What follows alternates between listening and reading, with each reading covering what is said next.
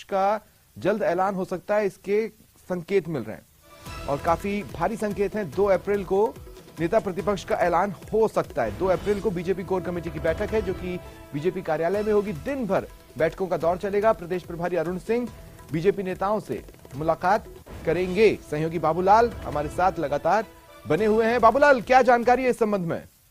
जी देखिए, लग यही रहा है कि अब पार्टी उपनेता प्रतिपक्ष राजेंद्र राठौड़ को नेता प्रतिपक्ष बनाने के लिए राजी हो गई है और 2 अप्रैल को जो महत्वपूर्ण बैठक बुलाई गई है पार्टी के विधायक दल की, तो उसमें ये अनाउंसमेंट हो जाएगा।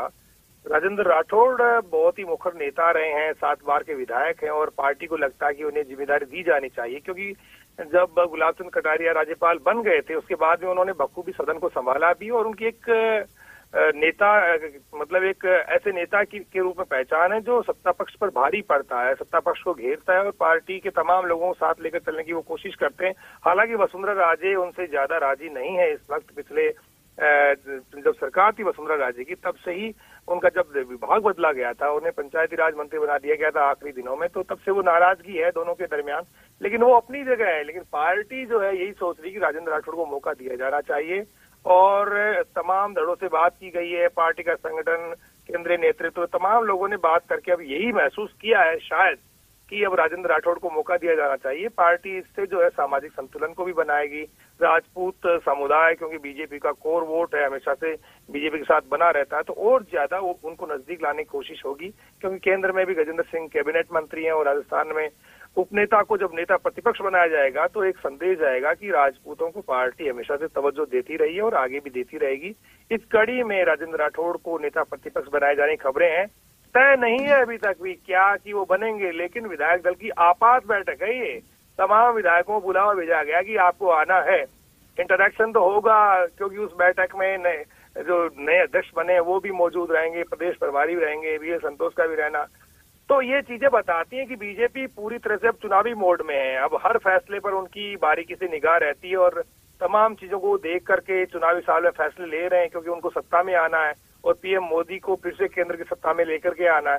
तो ऐसी सूरत में अब बीजेपी रोजाना नित नए फैसले करके चौंका भी रही है और मजबूती की तरफ कदम भी बढ़ा रही है। अब उनके फैसलों का असर क्या हुआ ये देखना तो बाकी है, लेकिन अभी संभावना यही है कि राजेंद्र राठौड़ को नेता प्रतिपक्ष बनाया जा सकता है। शुक्रिया बाबूलाल।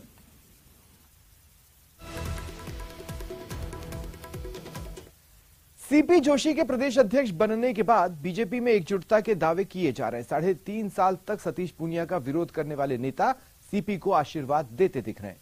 ये एकता चुनाव तक टिकेगी या फिर बीजेपी में सीएम फेस की जंग फिर शुरू हो जाएगी, इस पर सभी की निगाहें हैं।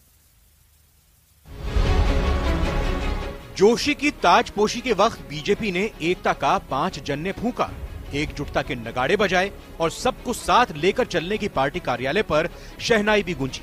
जो नेता सतीश पूनिया को पद से हटाने के लिए लंबे समय से लामबंद थे, उन्होंने दिल खोलकर सीपी पर आशीर्वाद बरसाया।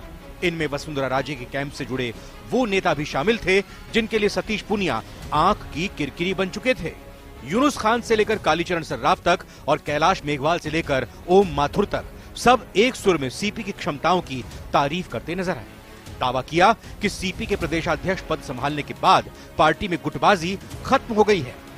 मैं मानता हूं कि भारतीय जनता पार्टी में किसी तरह का कोई गुटबाजी नहीं है, कोई एक दूसरे के प्रति जो है वो नहीं है अविश्वास, और पार्टी एक हो गई आज सीपी जोशी के नेतृत्व में, ऐसा मेरा मानना है।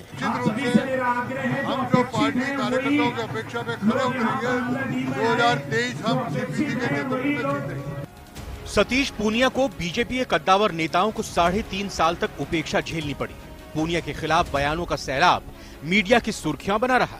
कभी पोस्टर पर वार हुए तो कभी जन आक्रोश यात्राओं में सहयोग नहीं करने के मुद्दे छाए रहे। पूनिया के खिलाफ कई नेता दिल्ली दरबार में लगातार शिकायतों के पुलिंदे पहुंचाते रहे। आखिरी दिनों में किरोड़ी लाल मीणा से पूनिया का 36 का आंकड़ा बना रहा। इन सब के बावजूद प्रदेश प्रभारी अरुण सिंह यही बयान देते रहे कि सतीश पूनिया ही विधानसभा चुनाव तक अध्यक्ष रहेंगे, मगर नेताओं ने यही बात फैलाई कि पूनिया कार्यकाल पूरा नहीं कर पाएंगे। वरिष्ठ नेताओं के भारी विरोध के बावजूद पूनिया कार्यकर्ताओं के बीच पूरी हिम्मत के साथ टिके रहे। एक युवा सांसद को प्रदेश अध्यक्ष बनने से एक नई ऊर्जा आएगी। निश्चित रूप से युवाओं के साथ सब में एक नया जोश आएगा और भारतीय जनता पार्टी बहुत और तेजी के साथ आगे बढ़ेगी। एक नया जोश, एक नई उमंग आज राजस्थान प्रदेश कार्यालय में देखने को मिली। एक नए संगठन का विस्तार होगा। मैंने उनको खूब नजदीक से देखा है। मैं सोचता हूँ उनके प्रदेश बनने के कारण भारतीय जनता पार्टी में बिल्कुल नया बनाएगा और सब मिलकर एकजुट होकर भारतीय जनता पार्टी को जिताएंगे, पुनः सरकार बनाएंगे। बीजेपी में सीपी के अध्यक्ष बनने के बाद अब सिर्फ दो चेहरे हैं, एक सीपी जोशी और दूसरा वसुंधरा राजे का। सीपी राजेश समर्थकों के शुरुआती आशीर्वाद से भले ही गदगद हैं, लेकिन पार्टी के भीतर सत्ता का संघर्ष थम जाएगा, इस पर निगाहें टिकी रहेंगी। आखिर वसुंधरा राजे के लिए किसी भी हद तक जाने को तैयार बैठे नेता और कार्यकर्ता कितने दिन सीपी का साथ देंगे, ये आने वाले महीनों में ही साफ हो पाएगा। सीपी की ताजपोशी से सतीश पूनिया के विरोधियों को तो मानो मुंह मांगी मुराद ही मिल गई हो, मगर वो सीपी का कितना साथ देंगे और कितना विरोध करेंगे ये तो आने वाले दिन ही तय करेंगे। जब सीपी सक्रिय होंगे और उन्हें तमाम धड़ों का जब साथ मिलता हुआ दिखेगा, तभी कह पाएंगे कि बीजेपी एकजुट है और उसमें अब किसी भी तरह की गुटबाजी नहीं है। चुनावी साल है, ऐसे में सब नेता अपना नफा और नुकसान देखकर ही कदम उठाएंगे। आखिर पार्टी को सत्ता की दहलीज तक पहुंचना है, इसलिए सीपी की कोशिश यही है कि वो सबको साथ लेकर चलें और फिर पार्टी को सत्ता में लाएं। कैमरा पर्सन भवानी के साथ बाबूलाल धायल, न्यूज़ 18 जयपुर। और एक बड़ी खबर मिल रही है, दिल्ली में दम घुटने से 6 लोग